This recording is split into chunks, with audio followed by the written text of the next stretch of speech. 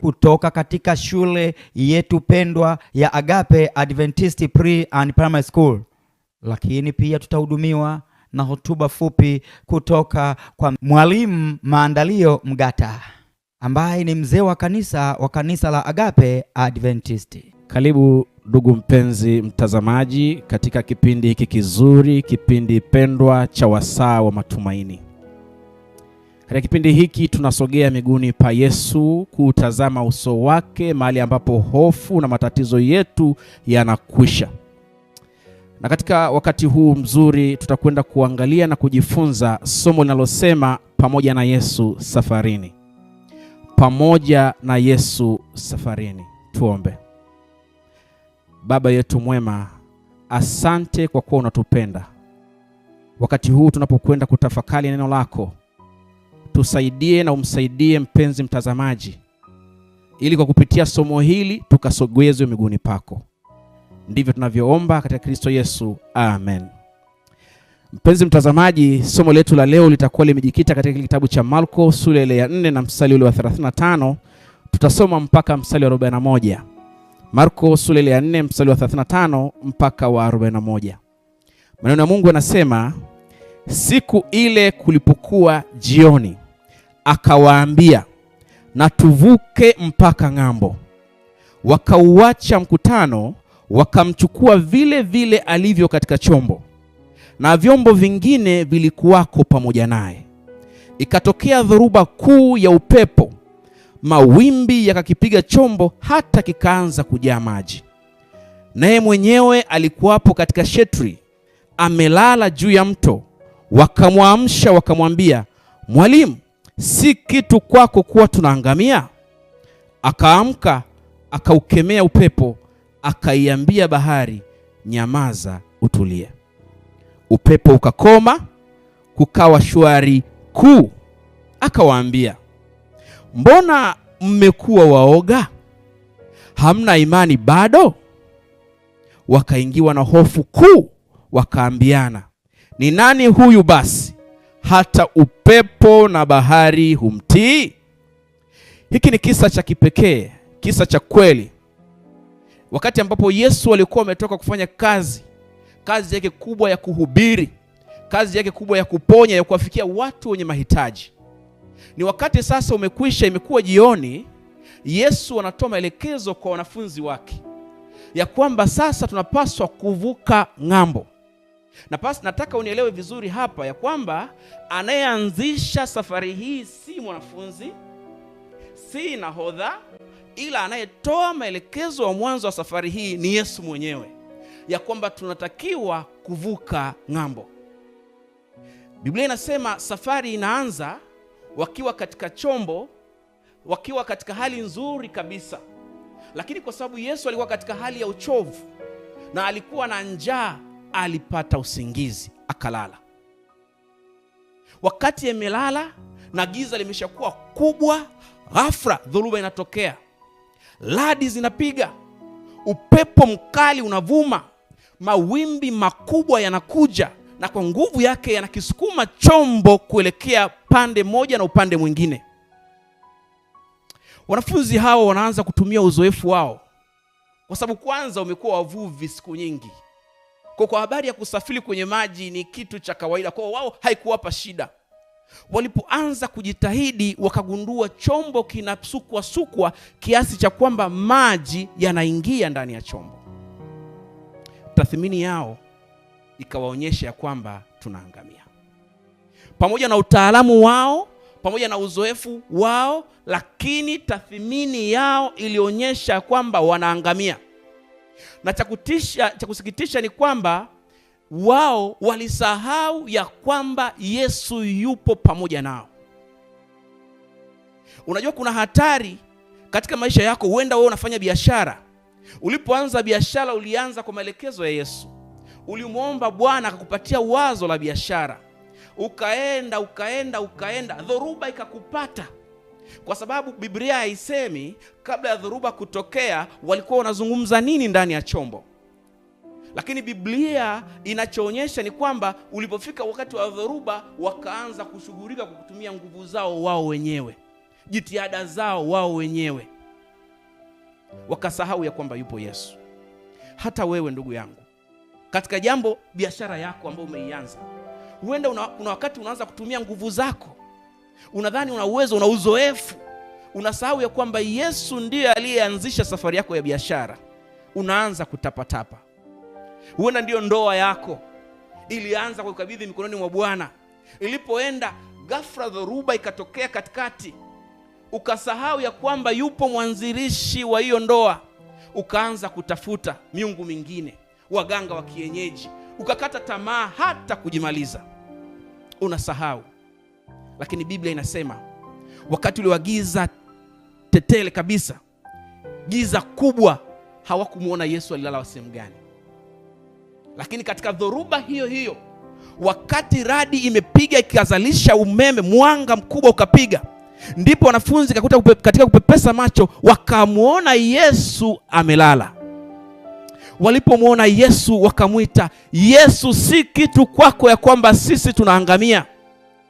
Na hapa ni habari njema. Haikuchukua dakika nyingi kuitikia Yesu. Yesu alitikia muda huo huo, kwa sababu ni ahadi yake ya kwamba sikio lake si zito. Yesu akaamka, akaukemea upepo. Yesu akaiambia bahari, tulia, nyamaza, utulie. Dhoruba ikatulia, kukawa na shwari kuu. Huenda unapitia wakati mgumu. Safari yako ya kiafya imekuwa nzuri kwa muda mrefu, lakini ghafla dhoruba ya magonjwa ikakupata. Na kiukweli, kwa uzoefu inaonyesha kwa ugonjwa ulio nao, watu wengi wamekufa, na kila wakiupata lazima wafe, kwa sababu hakuna tiba. Wataalamu wamepima na wakakwambia kwa ugonjwa huu hauwezi kukuacha salama. Kwa uzoefu huo, kama ambavyo wanafunzi hao walipokuwa wazoefu, lakini walipomwita Bwana, uzoefu uliposhindwa, Bwana aliinuka. Dhoruba hiyo ya magonjwa unayoipitia, iwe ni kansa, ugonjwa wote ambao ni mgumu, unapomwita Yesu, Yesu akawi kuitika, atasema nyamaza, utulie.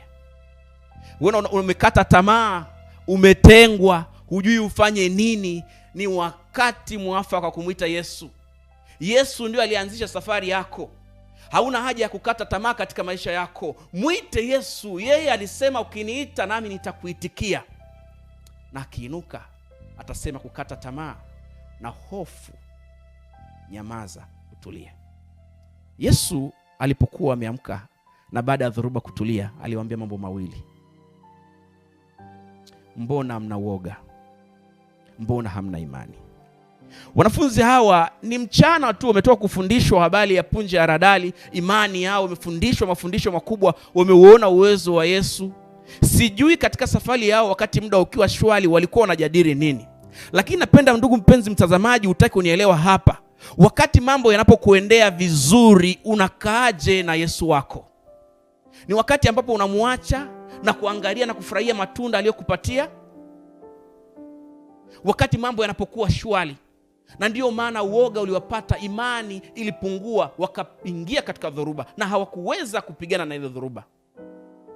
Nikutie moyo ndugu mtazamaji, unapokuwa katika hali ya afya njema, mambo yako yanakuendea vizuri, ndio wakati wa kuimarisha roho yako, ndio wakati wa kuimarisha misuli yako ya imani.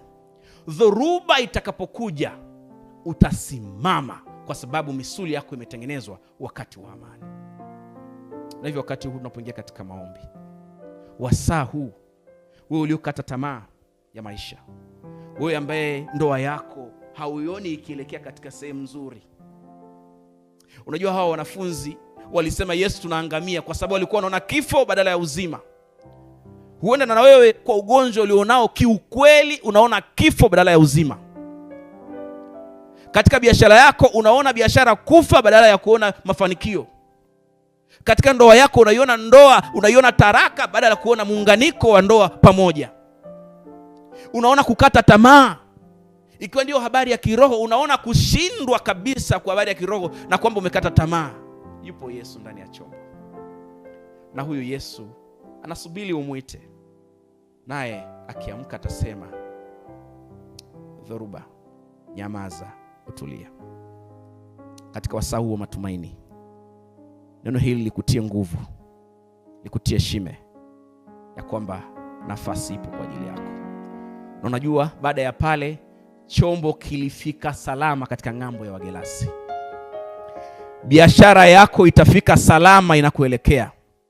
Makusudi ambayo Mungu ameumbia ndani yako yatatimia. Haijalishi ni dhoruba kiasi gani utazipitia katika maisha yako, ni hakika utaifikia hatima yako. Yesu maelekezo yake yalikuwa ni kufika ng'ambo, ni hakika walifika ng'ambo, hata kama dhoruba ziliwapata njiani. Hatima yako utaifikia, usiogope. Na huenda nikutie moyo, kuna wakati dhoruba inabadilisha mwelekeo wa chombo. Badala ya chombo kwenda mbele, kinaweza ikarudi nyuma. Usikubali, usiingie katika mtego huo. Upepo ukipuliza, endelea kulenga katika safari yako, na hili linawezekana kwa kumtegemea Yesu peke yake. Wakati unaelekea kwenye maombi, sijui unatazama ukitokea wapi, sijui unatazama kipindi hichi ukiwa mahali gani. Ungana nasi katika saa hii ya maombi. Wakati mtumishi wa Mungu atakuwa anakuja hapa, tuungane katika maombi kumwambia Bwana shida hiyo unayoipitia. Tamka kwa maneno yako, tamka kwa imani. Yesu yupo tayari kuituliza dhoruba unayoipitia. Tutakwenda kuomba sasa, na mtumishi wa Mungu huyu atakukabidhi wewe mtazamaji katika haja ulionayo, katika dhoruba unayoipitia, ili Bwana aitulize. Tuombe. Karibu. Baba yetu mwema mtakatifu, Mungu uliye mbinguni, Mungu unayetupenda na Mungu unayetukirimia sana, Mungu unayetujali na Mungu unayetutunza, tunakutukuza na kuliinua jina lako kwa kuwa wewe ni mwema, mwingi wa fadhili. Asante kwa uhai, asante kwa afya njema ambazo umeendelea kutupatia. Somo zuri ambalo tumejifunza leo, tusaidie Bwana, tukutazame wewe. Wewe unayetupenda, unayetujali, tunakualika jioni ya leo Bwana, ukaweze kumgusa kila aliyekuwa katika dhoruba. Ukamguse kwa mkono wako, akaweze kuwa salama. Ikiwa ni magonjwa, ikiwa ni ndoa, ikiwa ni kukata tamaa kokote, Bwana jioni ya leo ukamtembelee kila mmoja wetu, ili kwamba Bwana akawe salama na jina lako likatukuzwe na kuinuliwa. Wakati mwingine tumekusahau kwamba upo, lakini wewe Bwana unatupenda, na siku zote umetukirimia, na siku zote umekuwa pamoja nasi. Tupe mioyo ya kukuita wewe tunapokuwa tumeshindwa. Tupe mioyo ya kukutafuta tunapokuwa tunakata tamaa. Baba, asante kwa kuwa siku zote utatembea nasi. Siku zote utatufundisha namna ya kukutafuta. Tujaze imani na utufanye kuwa imara siku zote. Walio yatima Bwana ukawaguse na kuwahudumia. Walio wajane ukawaguse na kuwahudumia kwa ajili ya utukufu wa jina lako. Asante kwa kuwa utakuwa pamoja nasi. Asante kwa kuwa utatubariki na utatembea nasi siku zote za maisha yetu, kwani tumeomba katika jina la Yesu. Amina. Amina. Asante Mungu kwa upendo wako. Asante kwa kuwa wewe ni mtuliza dhoruba. Mtazamaji aliyefuatilia somo hili, huko aliko huenda anapitia jambo fulani gumu, ni dhoruba kubwa ambayo kiukweli kiubinadamu hawezi. Tunaleta mkono wako utulize dhoruba sasa, kwa sababu ni ahadi yako ya kwamba niite nami nitakuitikia. Tunakuita sasa ukaingilie familia ile, ukarejeshe mahusiano yaliyovunjika.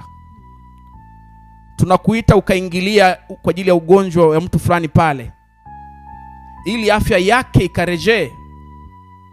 Tunaomba kwa ajili ya biashara ya mtu fulani, maisha yake yamekata tamaa kwa sababu maisha haoni mbele, ni giza. Mkono wako ukanyoshwe, dhoruba zote za kila aina zikasitishwe. Ninaomba kwa ajili ya watu ambao wamefungwa na nguvu za giza, hawana mtu wa kuwafungua isipokuwa wewe Yesu. Ulienda ng'ambo ya Wagerasi na ulikutana watu wa namna hiyo waliofungwa na nguvu za giza. Tunakuomba ukamfungue mtumishi wako aliyefungwa na nguvu za giza. Tunakushukuru kwa sababu unatenda haya kwa utukufu wa jina lako. Kwa jina la Yesu, amen.